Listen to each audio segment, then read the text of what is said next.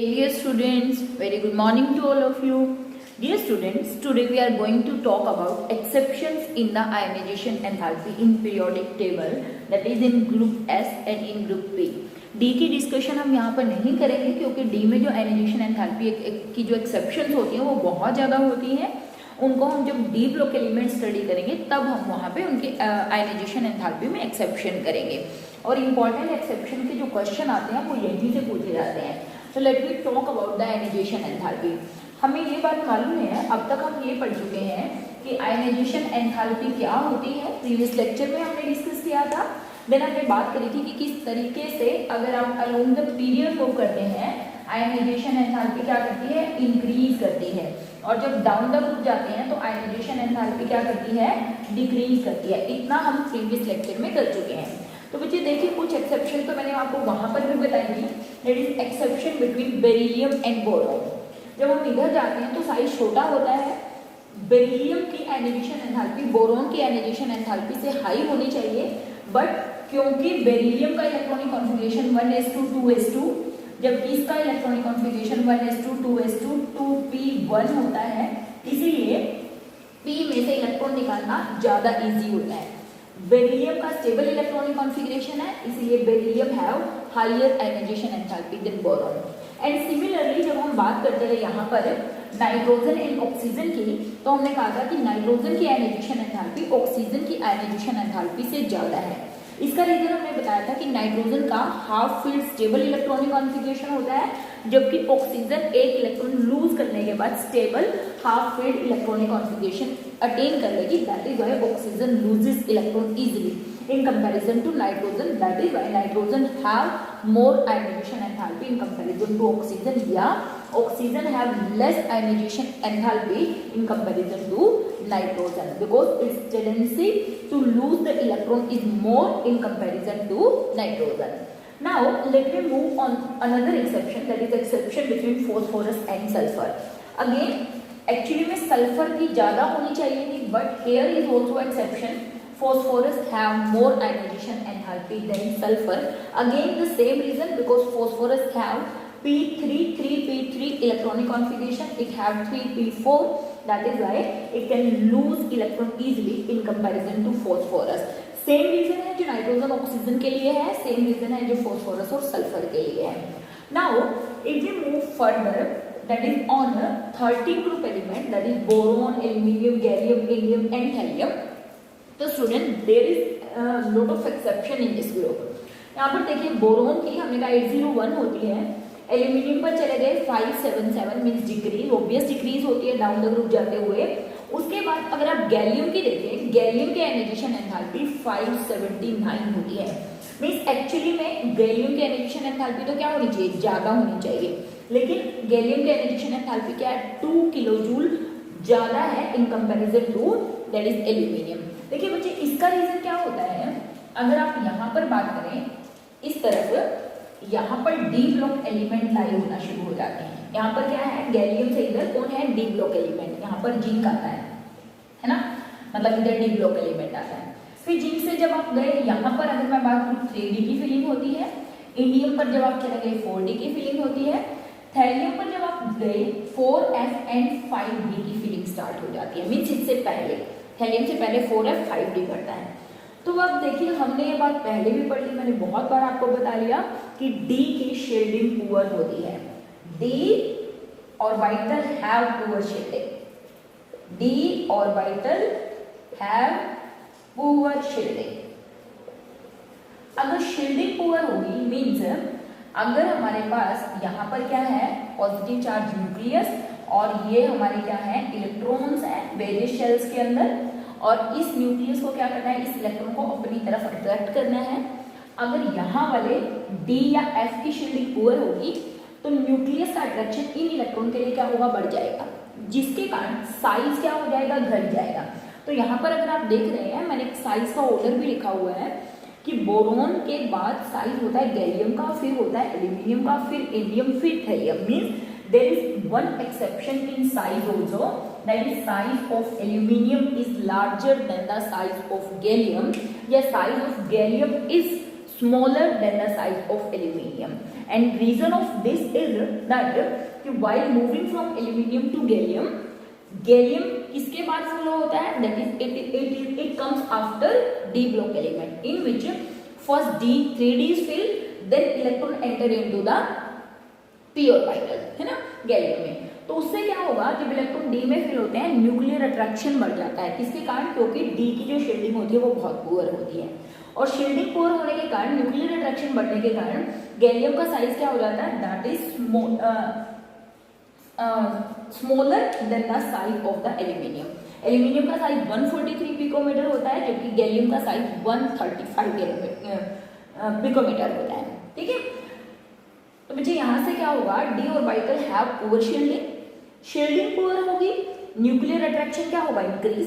अगर nuclear attraction increase होगा, size क्या होगा, डिक्रीज, है ना, ये बात तो पक्की है कि अगर शील्डिंग पुअर होगी तो न्यूक्लियस का अट्रैक्शन बाहर वाले इलेक्ट्रॉन के लिए बढ़ जाएगा, अगर अट्रैक्शन बढ़ जाएगा तो साइज क्या हो जाएगा, डिक्रीज हो जाएगा। इसीलिए गैलियम का साइज एल्यूमिनियम के साइज से थोड़ा सा छोटा होता है, कितना, यहाँ पर 143 पिकोमीटर होता है एल्यूमिनियम की एटॉमिक रेडियस, एंड गैलियम की जो एटॉमिक रेडियस होती है दैट इज 135 पिकोमीटर, ठीक है। फिर आप कहोगे कि जब हम गैलियम से इंडियम पर जाते हैं तभी भी तो 4d की फीलिंग होती है, 3d भर चुका होता है, 4d की फीलिंग। लेकिन बच्चे जब कोई एक फैक्टर एक बार वर्क कर लेता है तो उसका इफेक्ट नलीफाई हो जाता है, मीन्स जब आप गैलियम से इंडियम पर मूव किए, इसकी एटॉमिक रेडियस 135, इसकी इंक्रीज हो गई, इंक्रीज तो ऑब्वियस होती है किसके कारण, due to addition of number of shell, तो that is why it have large atomic radius. लेकिन जब आप थैलियम पर गए तो आप देखेंगे there is very small difference in the atomic radius of indium and thallium.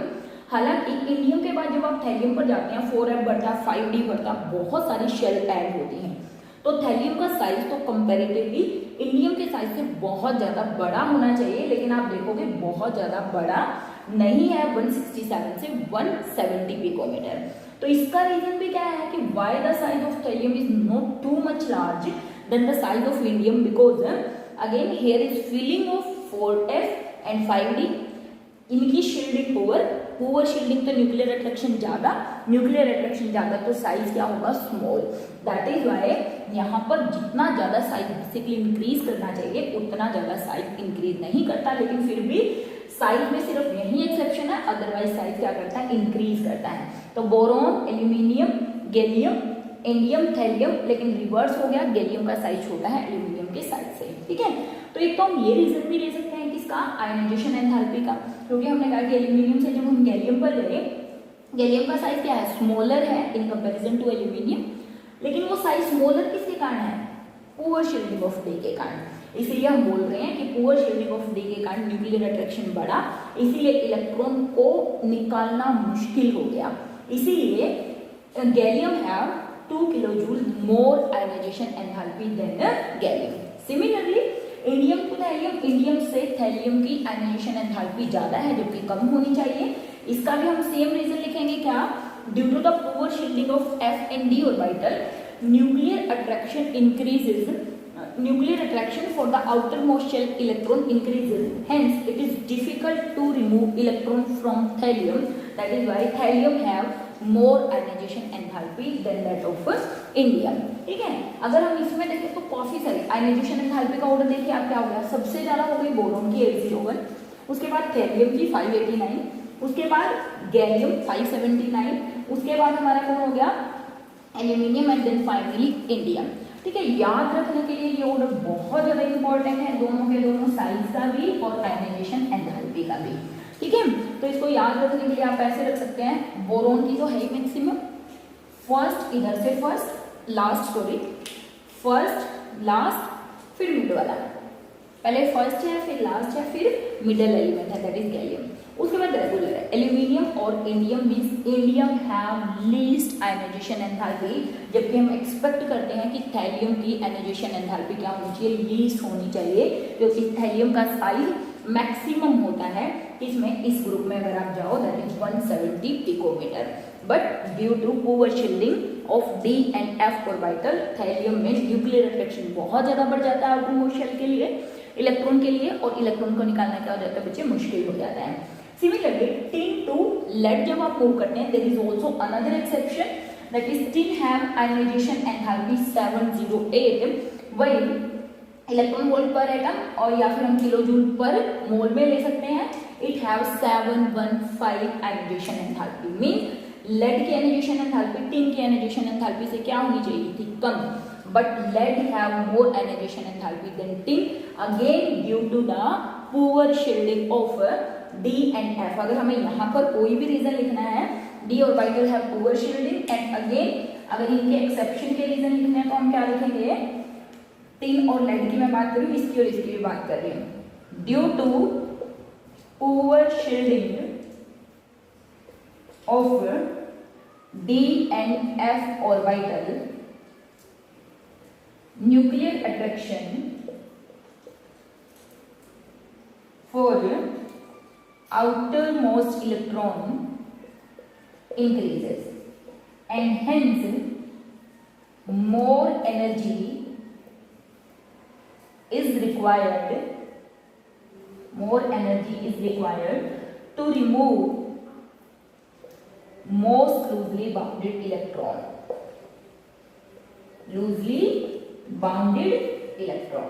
ठीक है। Most loosely bounded electron means last shell का जो इलेक्ट्रॉन है उसको रिमूव करने के लिए एनर्जी की रिक्वायरमेंट बढ़ जाएगी, हेंस आयनाइजेशन एंथैल्पी इंक्रीजेस। तो स्टूडेंट ये P और यहाँ पर आप बोल सकते हो S और P में ये जो एक्सेप्शन है ऑक्सीजन, नाइट्रोजन में, फॉस्फोरस, सल्फर में, एल्यूमिनियम, गैलियम में, इंडियम, थैलियम में, टिन और लेड में, ये एक्सेप्शंस आपको याद रखनी है, ये ऑर्डर याद रखना है, ये ऑर्डर याद रखना है। वैसे तो डी ब्लॉक में भी हम एक्सेप्शन कर सकते थे, बट बच्चे वहाँ पर जो एक्सेप्शन है वो काफ़ी ज़्यादा आती है, और वहाँ पे जो हम एक्सेप्शन एक्सप्लेन करेंगे वो साइज के अकॉर्डिंग करेंगे, क्योंकि वहाँ पर साइज भी रेगुलरली इंक्रीज या डिक्रीज नहीं करता, काफ़ी सारी फ्लक्चुएशन वहाँ पर आती हैं। तो जब हम डी ब्लॉक एलिमेंट का साइज करेंगे वहीं पर हम उनकी आयनाइजेशन एंथैल्पी भी डिस्कस करेंगे। तब तक आप इन एक्सेप्शंस को बहुत अच्छे तरीके से याद कर लीजिएगा, क्योंकि कॉम्पिटिशन एग्जाम में एक्सेप्शन से ही क्वेश्चंस आते हैं। तो मिलेंगे बच्चे नेक्स्ट लेक्चर में नेक्स्ट टॉपिक के साथ, तब तक हैव अ नाइस डे।